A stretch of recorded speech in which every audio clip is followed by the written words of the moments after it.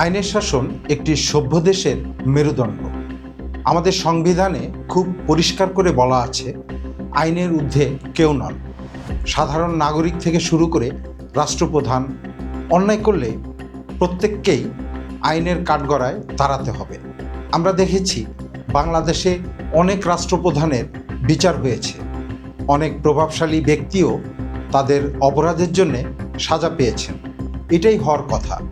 কিন্তু প্রশ্ন জাগে তখন যখন আইনের দোহাই দিয়ে রাজনৈতিক প্রতিহিংসা চরিতার্থ করার চেষ্টা করা হয়।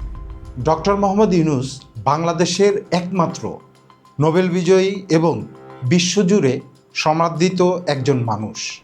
তার গ্রামীণ ব্যাংক মডেল পৃথিবী থেকে দারিদ্র্য বিমোচনের এক নতুন পথ দেখিয়েছিল।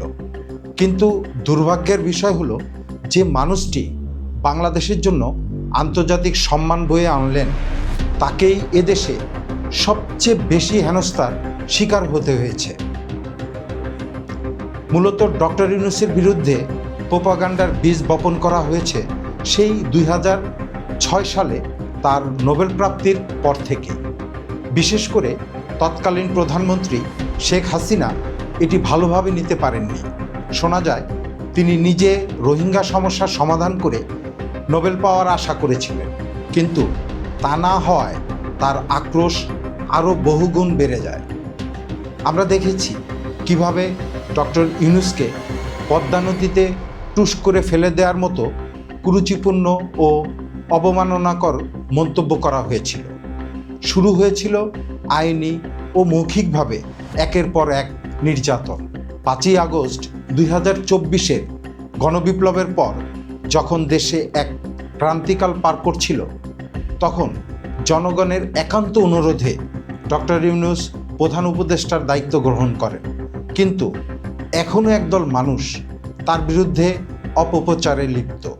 বিশেষ করে সাংবাদিক আনিস আলমগীরের কথা না বললেই নয়, যিনি বিগত 17 বছর ফ্যাসিবাদের দোসর হিসাবে আওয়ামী লীগের খুন, গুম আর লুটপাটের অন্ধ সমর্থন দিয়ে গেছেন।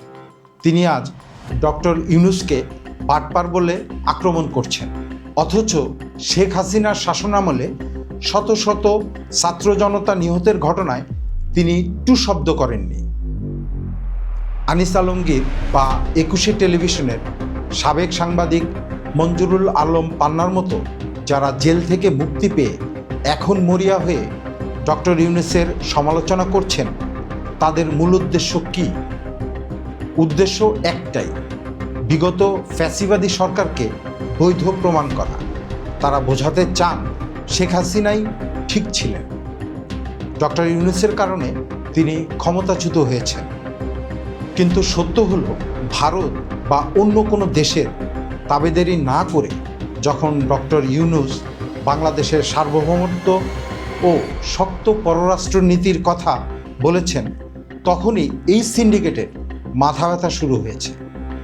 আরেকটি জনপ্রিয় অপপ্রচার হলো তাকে সুদখোর বলা, অথচ ক্ষুদ্র ঋণের মাধ্যমে লক্ষ লক্ষ মানুষ উপকৃত হয়েছে। হ্যাঁ, পরিকল্পনায় ভুল বা ব্যক্তিগত কারণে কারো ক্ষতি হতে পারে, কিন্তু সেই দায়ভার শুধু তার উপরে চাপানো কি যৌক্তিক? আর যদি সুদের কথা বলতেই হয়, তবে বাংলাদেশের প্রতিটি ব্যাংক ও আর্থিক প্রতিষ্ঠান কি সুদের উপর ভিত্তি করে চলে না? তাহলে এককভাবে ডক্টর ইউনূসকে কেন টার্গেট করা হচ্ছে? পরিশেষে একটি কথা, ডক্টর ইউনূস বা অন্তর্বর্তীকালীন সরকারের সমালোচনা হতেই পারে, মানুষ হিসেবে তার ভুল হতেই পারে, কিন্তু একজন বিশ্ববরেণ্য ব্যক্তিকে নোংরা ভাষায় গালি দেয়া বা তার চরিত্র হরণ করা কোনো সুস্থ সাংবাদিকতা বা মানসিকতা হতে পারে না। যদি তিনি কোনো অন্যায় করেন, তবে আইন তার পথে চলবে। কিন্তু আমরা সাংবাদিকরা যদি রাজনৈতিক এজেন্ডা বাস্তবায়নে মিথ্যাচারে লিপ্ত হই, তবে সাধারণ মানুষ আমাদের আর কখনো ভরসা করবে না। সমাজ ও রাষ্ট্রকে এই নোংরা প্রোপাগান্ডা থেকে বের করে আনাই এখন সময়ের দাবি।